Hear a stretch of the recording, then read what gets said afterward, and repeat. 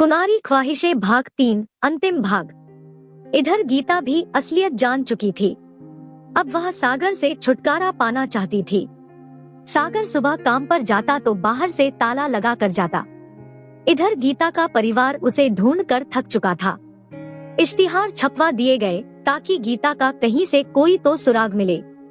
एक दिन सागर तैयार हो रहा था कि ऑफिस से फोन आया कि अभी पहुंचो। वह जल्दी में ताला लगाना भूल गया। गीता के लिए यह अच्छा मौका था। वह भाग निकली और जा पहुंची अपने घर। उसने अपने किए की माफी मांगी। घर वालों से तो गीता को माफी मिल गई, पर आस पड़ोस के लोगों ने उसका जीना मुहाल कर दिया था। गीता के पापा ने यह घर बेचकर रोहिणी में जाकर नए सिरे से जिंदगी की शुरुआत की, मगर वहाँ भी वे जिल्लत की जिंदगी जिए। न कहीं गीता का रिश्ता तय होता था और न ही कहीं बंटी का साल बीतते गए। पहले तो पापा इस सदमे से बीमार हो गए और फिर उनकी मौत हो गई। माँ दिन रात चिंता में घुलती रहती थी। घर बार सब बिक गया, इज्जत चली गई। गीता के एक मामा करनाल में रहते थे।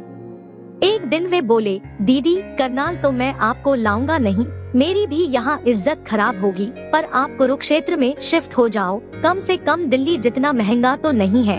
वे सब कुरुक्षेत्र में शिफ्ट हो गए। वहाँ मामा ने जैसे तैसे छोटी मोटी नौकरी का इंतजाम करवा दिया था। इससे किसी तरह गुजारा चल निकला।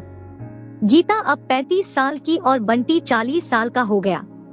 गीता का रिश्ता तो न हुआ, अलबत्ता बंटी का रिश्ता वहाँ किसी जानकार ने करा दिया। अब बंटी की तो शादी हो गई।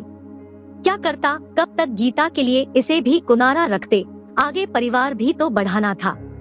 गीता का रिश्ता न होने की वजह एक और भी थी कि उसे शराब पीने की लत लग गई थी। टेंशन में होती और ऑफिस के स्टाफ के साथ पीने लग जाती और पीकर फिर होश कहाँ रहता।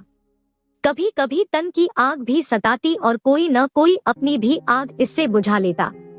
लेकिन ऐसा भी कब तक चलता। भाई के बच्चे भी हो गए हैं, सब समझने लगे हैं। भाभी को भी अब बुरा लगता है कि कब तक शराबी बहन उनके सिर पर मंडराएगी। उम्र भी तो कम नहीं, 45 साल की हो गई। आखिरकार एक रिश्ता मिला शाहबाद में। लड़का क्या आदमी था, अधेड़ था। सूरज विधुर था, मगर कोई बच्चा नहीं, इसलिए सोचा कि दूसरी शादी करके वंश आगे बढ़ाया जाए। बात बन गई तो शादी कर दी। गीता ने भी सोचा कि अब एक अच्छी बीवी बनकर दिखाऊंगी। शराब की लत छोड़ दी धीरे धीरे। तकरीबन 6 महीने सब सही रहा। इसी बीच पड़ोसी की बेटी रीमा दुबई से आई, 2 से 3 महीने यहाँ रही। दोनों परिवारों में अच्छा खासा लगाव भी था।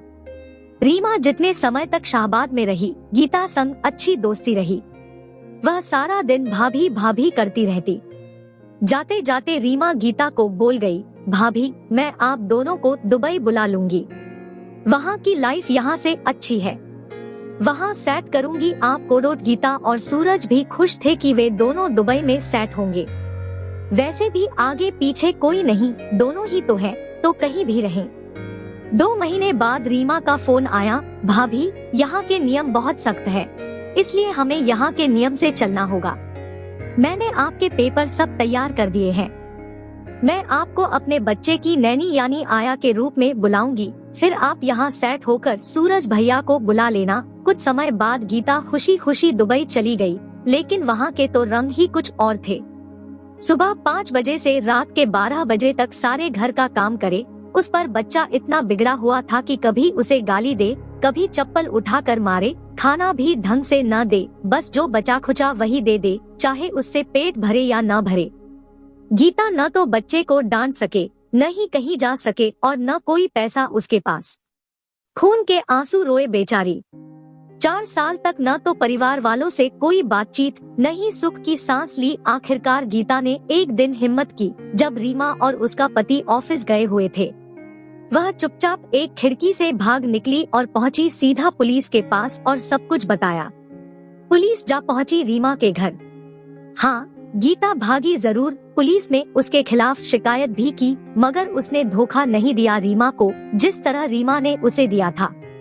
वह तब भागी जब रीमा के आने का समय हो चला था, ताकि रीमा का बेटा ज्यादा समय अकेला न रहे। पूरे घर का काम करके तब जब पुलिस रीमा के घर आई तब भी उसने यह कहा कि उसे रीमा से अपने पासपोर्ट और पेपर वगैरह दिलवा दे और उसे वर्क परमिट मिल जाए और उसे कुछ नहीं चाहिए। गीता अपने पति को बुलाना चाहती है। रीमा ने उसके सब पेपर उसे सौंप दिए। गीता ने रीमा पर कोई केस नहीं किया। गीता अब दुबई में अलग काम करती है, अलग घर में शांति से रहती है। गीता इस समय सूरज के कागजात तैयार करवा रही है ताकि सूरज को वहाँ बुला ले। गीता सारी उम्र एक गलती की सजा भुगतती रही, वह सच्चे प्यार के लिए तरसती रही। एक छोटी सी गलती ने पूरा परिवार बिखेर दिया, लेकिन अब बुढ़ापे में कोई न कोई तो सहारा चाहिए। हर एक करोड़ कम से कम सूरज और गीता एक दूसरे का सहारा तो बनेंगे। कुंवारी ख्वाहिशें झुलस कर दम तोड़ चुकी थी, लेकिन गीता एक अच्छा काम और कर रही थी कि कोई भी लड़की अगर इस तरह की भूल करती तो वह उसे समझा बुझाकर उसके घर पहुंचा आती। कहानी कैसी लगी कमेंट कर बताएं। लाइक, शेयर और हमारे चैनल पर नए हैं तो सब्सक्राइब करें। धन्यवाद।